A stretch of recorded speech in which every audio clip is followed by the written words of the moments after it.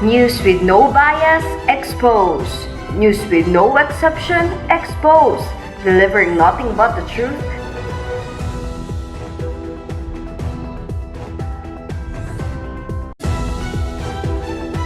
This is INPSYCHE 1201 News, to expose your news or business. Broadcasting live from INPSYCHE 1201 Broadcasting Center. Hello, Philippines. Good day, Batangas. It's a sunny day, March 6, 2023. This is Lynn, Ancel, Andal, And this is Datinggaling, serving you the hottest and the most leading news of the hour. Your news, our business. For the headline, young Filipino scientist discovers anti-diabetes components in aratiles. Device that predicts respiratory failure, invented in Japan. Yellow faces, emoji, history disclosed. Amazing new perspective on photography, developed. Bluetooth power controller, invented. Chinese schools employ AI technology. Young Filipino scientist discovers anti-diabetes components in aratiles. For further detail, we have reporter Rufert Espinosa. Rufert.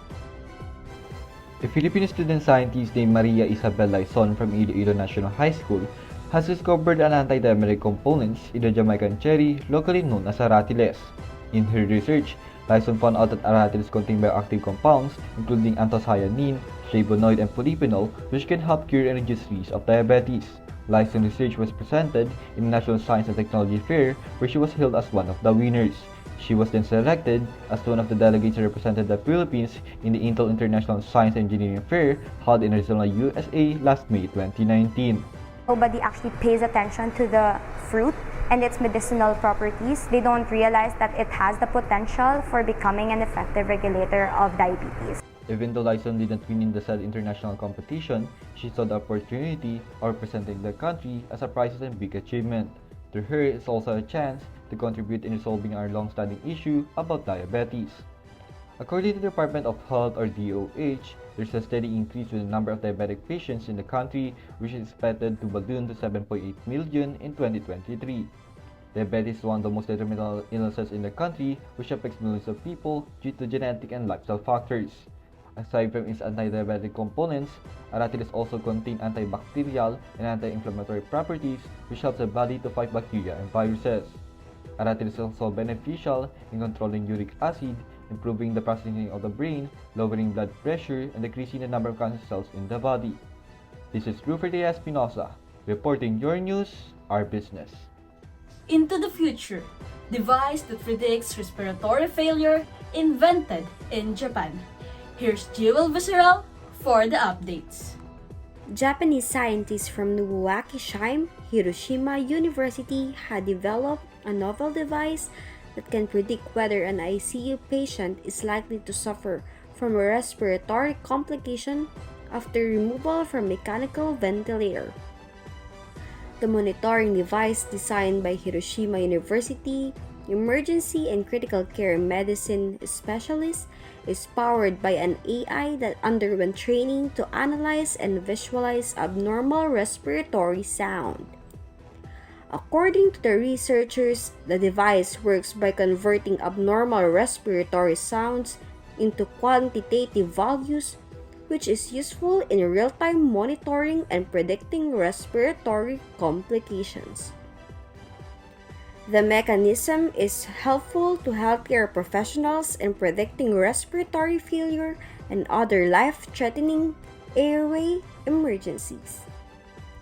Predicting the likelihood of respiratory failure and other breathing difficulties is useful in determining whether a patient will need an unscheduled NIV or HFNC intubation or more invasive procedure. Because of this, the researchers hope that a respiratory sound monitor will soon be included in the standard cardiorespiratory monitoring system used in hospitals, such as ECGs. Last year, the mentioned research received the 2022 Best Presentation Award from the Japanese Airway Management Society, which acknowledged its contribution to furthering the heights of health service in Japan. This is Jhewel Mae Viceral, reporting your news or business. Are you equipped with the hottest and most recent Chica updates? Danna Porto, one of our reporters, is here to bring you the latest science showbiz report. Good day everyone, this is your Chikador girl Janna and welcome to Showbiz Bits. And for today's Science Showbiz Chika, let's talk about the great Filipino inventor who invented the unsinkable boat. I know this is very interesting, so let's get it on. Ronaldo Pagsanghan, a Filipino inventor, has developed an unsinkable rescue boat which is claimed as one of its kind in the world. In an interview, Ronaldo Pagsanghan, the enterprising inventor, said he thought of developing an unsinkable boat after he witnessed the devastation of Typhoon Ketsana, known as Andal. He said rescue operations suffered a delay due to the huge floods of water that flowed in many areas of the metropolis and environs, killing 789 people and damaging billions of pesos worth of infrastructures and agricultural products. Rubber boats could not maneuver at the height of the flood, Pagsanghan said while shaking his head. That horrible experience gave me the idea of developing an unsinkable boat designed for rescue operations in flooded areas, he added. It was in 2011 that he came up with a prototype of his unsinkable portable boat invention, which he tested successfully. My portable unsinkable boat is primarily designed for flooded areas in urban areas and rivers, Pagsanghan pointed out. It is truly one of a kind invention. A thumbs up for you, Mr. Ronaldo. So now let's travel to Japan. We all know that Japan is an incredibly advanced nation. Visiting the Fair Isles is like taking a time machine in the future. Let's have an overview about the invention of Mr. Shigetaka Kurita. Designer Shigetaka Kurita is considered to be the founding father of today's emojis. It is a mere coincidence that emoji sounds like it was derived from the English word emotion. Kurita used Japanese graphic novels and Zapdengbad's typeface as well as illustration and pictograms to create the first emoji library. The pixelated designs that ultimately gave way to today's expansive emoji database are on display at the Museum of Modern Art. Emojis are universally recognized by people of all ages. They are in effect a new form of language for the 21st century, though they were actually invented in 1997. The story of emojis is far from over, with many more symbols to be added in the years to come and greater layers of complexity sure to be added. Its huge significance is an affirmation of how the craftsmanship spirit is part of Japanese history and continues to mark in the world. That would be all. I hope you learned from our Science Showbiz Chica. Once again, this is Danna Porto, your Chikadora girl, and this is Showbiz Bits. Amazing new perspective on photography developed. Here's Nicole Zamora for the details. Litro Incorporated, an American company founded in 2016 by Ren Nang, a Malaysian developer. The team developed some of the first commercially available light-filled cameras. Litro began shipping its first-generation pocket-sized camera, capable of refocusing images after being taken in 8GB and 16GB version on February 29, 2012.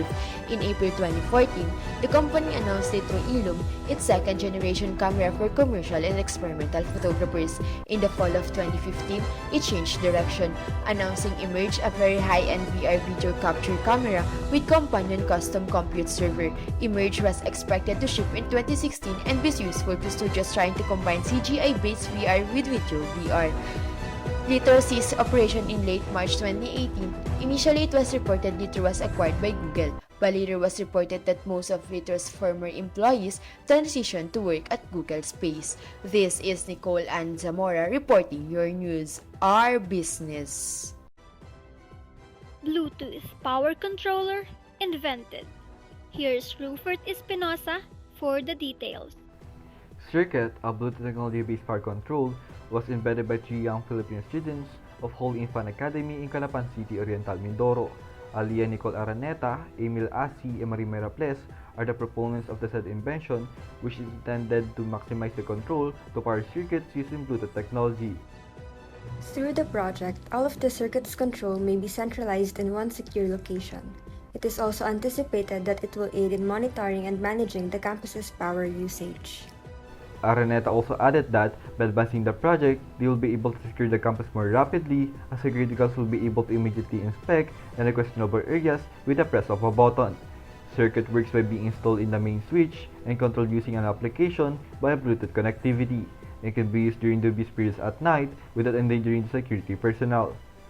Though it is initially created for campus security, circuit can also be installed in subdivisions and many other areas. Moreover, as an acknowledgement to their dedication and hard work, the invention of Araneta, Asi, and Meraples had recently received a Gold WIPAG Kide Grant Awards in the Kaohsiung International Inventions and Design Expo in Taiwan. This event was held by the World Invention Intellectual Property Association, or WIIPA, a non-profit global organization. This is Rufert Espinosa, reporting your news, our business. Chinese schools employ AI technology. Here's Jhewel Viceral for the updates. Few schools in China provide a preview of what country's high-tech education system may look like in the future. Electric mobile robots that moves around classrooms can assess a student's health and degree of participation. Pupils employ a headband-like brainwave monitoring device that was developed in China. The electric signals transmitted by neurons in the brain. Through this device, a teacher can readily see who is paying attention and who isn't, because the brain data was being transferred to the teacher's computer for an instance while the pupils were working on math problems. Also, the parents receive the neurological data. Moreover, Chinese students also wear uniforms with location tracking chips. It's like, wow, China, we are advanced to have this. This has been Jhewel Mae Viceral, reporting your news, our business. Our field reporter visited one of the universities in Batangas to speak with students about the Filipino inventor and discoveries in the Philippines. So, how is it going then, Andrea? Thank you, Liv. Here's Andrea Gamier to introduce some students here at Batangas State University. I will ask questions about Filipino inventors and discoveries in the Philippines. So without further ado, let's do this. Pwede po kayong maabala. Meron po ba kayong alam na Filipino inventors? Filipino inventors? Ito po ang tanong. Who invented fluorescent lamp? A. Agapito Flores, B. Andrea Gamier, C. Suzuki, D. Jhewel Mae. A. Tama po. Salamat. Thank you, 2,000!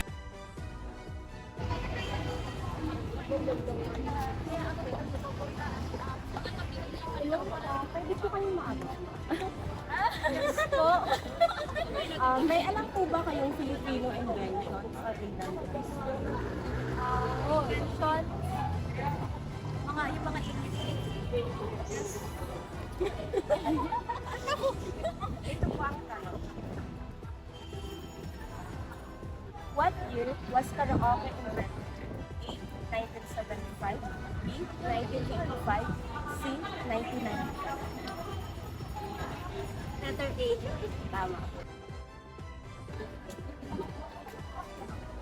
Hello po. Ano kayong maabala? May alam po ba kayong mga inventions?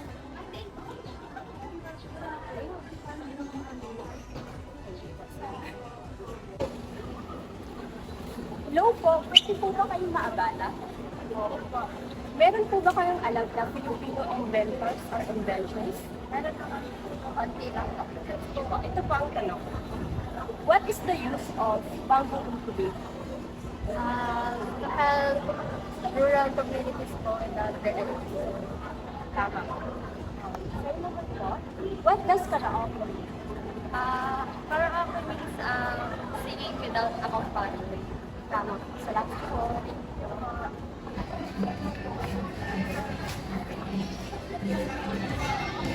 Pwede po ba kayo maabala? Meron po ba kayo alam na Filipino inventors? Who is Eduardo Santos? Wait, ano na mag-aalala lang?